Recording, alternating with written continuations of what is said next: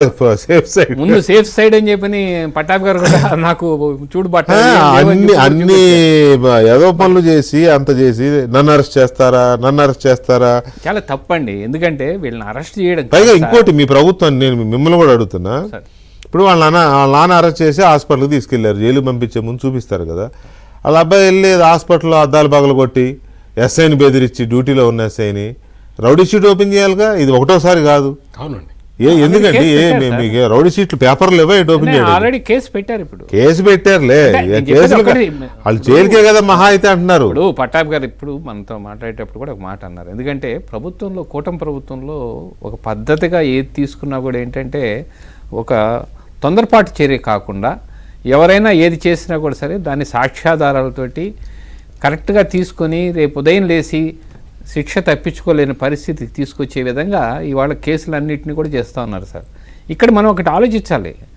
ఇప్పుడు వాళ్ళ కొడుకు వీళ్ళ తొందరపడి మాట్లాడాడు కదా అది అట్లా అని చెప్పి వదిలేరు, కేసు పెడతారు. ఈరోజు కాకపోతే ఇంకో వారం తర్వాత కానీ, లేకపోతే కోర్టుకైనా వెళ్ళి తిరుగుతూ జీవితాంతం కోర్టుల చుట్టూ తిరగాలి, లేకపోతే రౌడీ షీటర్స్గా వీళ్ళ పేర్లు రౌడీ షీటర్గా చేయడం కానీ, ఎలక్షన్ సమయంలో వాళ్ళని దగ్గరికి రానికుండా చేయడం కానీ, ఇవన్నీ కూడా జరుగుతాయి సార్. కానీ ఇక్కడ దుర్మార్గమైనటువంటిది ఏంటంటే వీళ్ళు ఈ నకిలీ మద్యానికి అలవాటు పడిపోయి గత ప్రభుత్వంలో ఎంత అమ్మారో ఏందో మా పురంధరేశ్వర గారు అప్పుడు చెప్పారు, ఇప్పుడు మా మాధవ్ గారు కూడా అదే చెప్తా ఉన్నారు.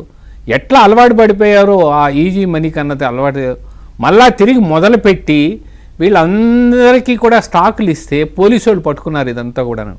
ఏమండి, ఈ నకిలీ మద్యం తాగి మళ్ళా ఎన్ని పుస్తులు తెగిపోవాలని చెప్పని ఇంకా కూడా బుద్ధి లేకుండా ఇటువంటి పనులు చేస్తూ ఉన్నారే వీళ్ళు. ఎంతమంది చనిపోయారండి? వీళ్ళకి ఉరిశిక్ష పడాలండి లెక్క ప్రకారం. ఉరిశిక్ష పడితే కానీ వాళ్ళ కుటుంబాలకి ఆత్మశాంతి జరగదు. మీరే కదా చెల్లెళ్ళు వాళ్ళందరూ కూడా మీరే కదా ఇన్వెస్టిగేట్ చేసి శిక్షించాల్సింది. ఖచ్చితంగా ఈరోజు తీసుకున్నారు చంద్రబాబు నాయుడు గారు కావచ్చు, లేకపోతే జనసేన నాయకుడు మన పవన్ కళ్యాణ్ గారు కావచ్చు, లేకపోతే మా కూటమికి సంబంధించినటువంటి మాధవ్ గారు కావచ్చు, లేకపోతే మా సంబంధించినటువంటి మా యొక్క మన మోడీ గారు కావచ్చు. ఎక్కడ కూడా రాజీ పడట్లేదండి. ఎక్కడైనా జాప్యం జరగవచ్చు, బట్ ఎక్కడ కూడా రాజీ అనేది ఎక్కడ కూడా భారతీయ జనతా పార్టీలో కూడా ఎక్కడ రాజీ పడేటువంటి సమస్య అనేది ఉండదండి. కాబట్టి కొంత సమయం పడుతుంది. ఆ సమయంలో ఏదైతే కావాల్సినటువంటి వివరణలు ఏమి ఇచ్చుకోవాలి, కరెక్ట్గా కోర్టులో ఏది ఛార్జ్షీట్లో ఏది ఫైల్ చేయాలి, ఏ విధంగా చేస్తే జరుగుతుంది అనేటువంటి విషయాన్ని ఇవాళ ముందుకు తీసుకొచ్చాం. మీరు కావాలంటే ఎగ్జాంపుల్ తీసుకోండి. ఎంతసేపు భారతీయ జనతా పార్టీని అడుగుతూ ఉండేవాళ్ళు కేసు గురించి, ఏది జగన్మోహన్ రెడ్డి గారు హాజరు కావట్లేదు అది ఇది అని చెప్పినప్పుడు మొదలుపెట్టి మేము అడుగుతాం, ఇప్పుడు కూడా అడుగుతాను. కానీ శిక్షల్లో వాళ్ళు చేసిన ఛార్జ్షీట్లు కావచ్చు వీటిలన్నింటిలో కూడాను.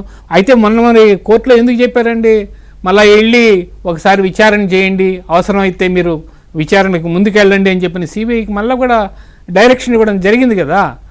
డైరెక్షన్ ఇచ్చినా కూడా జరిగేదానికి కొంత సమయం పడుతుంది.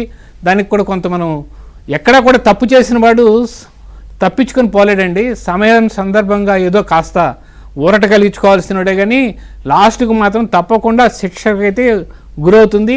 ముఖ్యంగా నకిలీ మద్యం మాత్రం అండి ఇది ఊరికే పోదు. ఎంతోమంది అక్క చెల్లెళ్ళ తాళిబొట్టులు తెగిపోయాయి దీనివల్ల. వీళ్ళు నకిలీ మద్యం ఎందుకు తయారు చేస్తున్నారండి? అంబార్కే విధానం ఎందుకు వచ్చింది? అది లేకుండా వీళ్ళు ఎన్పిడి, నాన్ పెయిడ్ డ్యూటీ అనేటువంటి మందుని తీసుకొచ్చి ప్రజల్లోకి అమ్మి సొమ్ము చేసుకుని మరి చచ్చిపోయేదానికి కారణం అవుతూ ఉన్నారే, వీళ్ళని వదిలిపెట్టాలా? మళ్ళా వచ్చి నాకేమీ తెలియదు, ఆ జనార్దన్ రావు ఎవరో మాకు తెలియదు, మా ఊర్లో ఉండేవాడు అంతేగాని మాకు తెలియదు, ఆయన మా ఇంటికి వచ్చాడా, సీసీ కెమెరాలు ఎక్కడ పోయినాయి అంటే సీసీ కెమెరాలు తీసేస్తారా? సరే మా ఇంటికి రాలేదని మరి సొంత పిఏ చెప్పాడు కదండి, ఈయన చాలాసార్లు వచ్చాడు, మా సార్ దగ్గరికి వచ్చాడు, కూర్చొని మాట్లాడాడు, అన్నీ వెళ్ళాడు అని చెప్పినేసి ఇంతకంటే ఇంకా వివరణ ఏం కావాలి? ఇంకా వస్తాయి. రేపు ఉదయం లేసి పోలీస్ కస్టడీ తీసుకున్న తర్వాత ఎదురుగా కూర్చోబెట్టుకుని ఆయన ఏం చెప్పాడు ఈయనేం చెప్పాడు అనేది వివరణ తీసుకొచ్చినప్పుడు నోట్లో చెమ్మ కూడా ఆరిపోతుంది పరిస్థితి తీసుకొస్తారు. ఎప్పుడు కూడా తప్పు చేసిన వాళ్ళు తాత్కాలికంగా తప్పించుకోగలరే కానీ బట్ లాంగ్ రేంజ్లో మాత్రం తప్పించుకునేటువంటి పరిస్థితి మాత్రం జరగదు మాత్రం అన్నటువంటి విషయం తెలుసు. ఇవాళ నీతి సూత్రాలు చెప్తా ఉన్నారే, వీళ్ళందరినీ కూడా పోయి అరెస్ట్ చేసినారని. ఎంతమంది జర్నలిస్టులు తెల్లారుజామున అరెస్ట్ చేశారండి? అంకబాబు కావచ్చు, లేకపోతే ఇంకొకరు కావచ్చు. మీ మీద ఎన్ని కేసులు, దేశద్రోహం కేసులు పెట్టారండి? మరి మర్చిపోయారు ఇవన్నీ. అచ్చెన్నాయుడు గారు మొదలు ఆపరేషన్ చేసుకొని ఇంట్లో కూర్చొని ఉంటే పంచి కట్టుకొని ఆయన తీసుకొని పోయి 400 కిలోమీటర్లు ప్రయాణం చేయించారే, 280 కిలోమీటర్లు. చంద్రబాబు నాయుడు గారిని మీటింగ్ లో ఉంటే చంద్రబాబు నాయుడు 100 మంది పోలీసులు ఇప్పుడు 5-6 వెళ్తేనే బూట్ల చప్పుడు దడదడ భయపడిపోయారు. అయ్యన్న పాత్ర గారి ఇంటికి 2000 మంది పోలీసులు తెల్లవారుజామున ఆయన ఇంటిదే గోడలు దూకి మరి రఘురామకృష్ణరాజుని అరెస్ట్ చేసిన రోజున ఏ విధంగా తీసుకున్నారు? కనీసం పర్మిషన్ కూడా తీసుకోలేదు ఇక్కడ తెలంగాణలో. వచ్చేసి పరిగెత్తుకుని పోయి ఆయన తీసుకొచ్చి అరెస్ట్ చేయడం కానీ, ఆఖరికి ఆయన సొంత ఊరికి వెళ్ళాలని చెప్పి మోడీ గారు వస్తున్నారంటే వాళ్ళు బయలుదేరుతూ ఉంటే ఆయనకి ఇంటెలిజెన్స్ రిపోర్ట్ వచ్చి మిమ్మల్ని ట్రైన్లోనే చంపేస్తారని ఎవరో చెప్పి, అది నిజం అబద్ధం తెలియదు కానీ చెప్పిన దానివల్ల ఆయన ట్రైన్ ఎక్కి నాంపల్లిలో ఎక్కినప్పుడు మళ్ళీ సికింద్రాబాద్లో దిగేసినటువంటి పరిస్థితి ఉందండి. అసలు శాంతి భద్రత అంటే లా అండ్ ఆర్డర్కి గత ప్రభుత్వంలో ఎక్కడైనా కూడా అవకాశం ఉందండి? దేవుడు గుడిలో ఉండేటువంటి విగ్రహాలను కూడా ఆఖరికి స్పేర్ చేయలేదు, రథాలని స్పేర్ చేయలేదు. ఏదైనా అడిగితే ఉన్మాది ఎవడో వచ్చాడు, లేకపోతే మతిస్థిమితం లేనివాడు చేశాడు అనేటువంటి మాటలు చెప్తూ ఉంటారు. ఏదైతే సుధాకర్ గారిని ఇబ్బంది పెట్టారో అదేవిధంగా మనకున్నటువంటి ఎమ్మెల్సీ గారు గతంలో ఒక దళితుడిని తీసుకొని పోయి డ్రైవర్ని చంపేసి మళ్ళీ పార్సిల్ పంపిస్తే మళ్ళీ దాన్ని కూడా ఇంతవరకు ఏం జరగలేదు. మళ్ళీ ఇప్పుడు మళ్ళీ తిరిగి దాన్ని ఆ కేసుని మళ్ళా తిరిగి మళ్ళీ విచారణకి ఆదేశించినట్టున్నారు. మళ్ళీ ఇంకా జరుగుతుంది. మరి ఘోరంగా కదండి అది. మరి ఇలాంటివి జరుగుతూ ఉంటే నీ ప్రభుత్వంలో ఏమి జరగదు. పైపెచ్చు మా జోగి తమ్ముడికి ఏమీ తెలియదు, ఆయనకున్నటువంటి ఈ ఫోన్లే ఈయన సర్టిఫై చేస్తాడు ఎక్స్-సీఎం జగన్మోహన్ రెడ్డి గారు. ఈయన సర్టిఫికేషన్ ఏంటి నాకు అర్థం కాలేదు.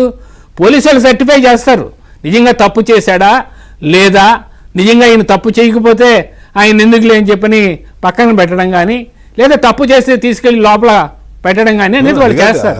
ఈయన కావాలని చెప్పినే ముందుగానే వాళ్ళకి ఉద్దేశపూర్వకంగా ముందుగానే మావాడేం తప్పు చేయలేదు, మావాడు చంటాడు, మావాడు ఏమీ చేయలేదు, ఈ ఫోన్లే ఉన్నాయి మా దగ్గర అంటే ఆయన వేరే ఫోన్లో నుంచి పోతే అవతలడికి పోయినప్పుడు అవతలని పట్టుకున్నప్పుడు చెప్పడవాడు నా ఫోన్ పలానా సమయంలో పలానోడి దగ్గర ఉండిందండి, పలానా ఆయన వాడాడండి అని చెప్పరా? అంతా మనకే తెలియదు. ఎట్లాంటి వాళ్ళ టెక్నాలజీ మారిపోయిందండి.